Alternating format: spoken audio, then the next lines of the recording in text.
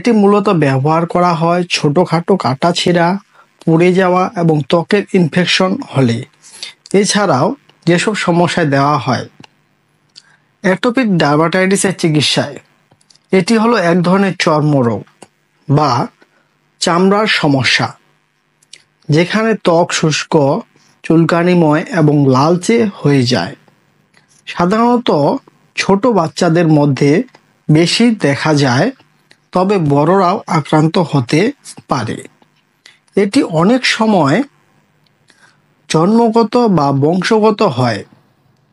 Contact dermatitis এর চিকিৎসায় এটি নির্দেশিত। এটি এক ধরনের ত্বকের রোগ যা তখন হয় যখন ত্বক কোনো বিশেষ জিনিসের সংস্পর্শে এসে অ্যালার্জি বা জ্বালা সৃষ্টি করে।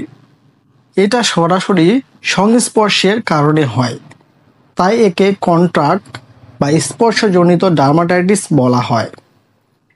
একজিমাটোয়েড ডার্মাটাইটিস এর চিকিৎসায় এটি নির্দেশিত। এটি সাধারণত ত্বকের অবস্থা যেখানে ত্বকের প্রদাহ হয় আর সেটা দেখতে অনেকটা একজিমার মতো লাগে, তবে এর পেছনে সংক্রমণ বা অন্য কারণও থাকতে পারে।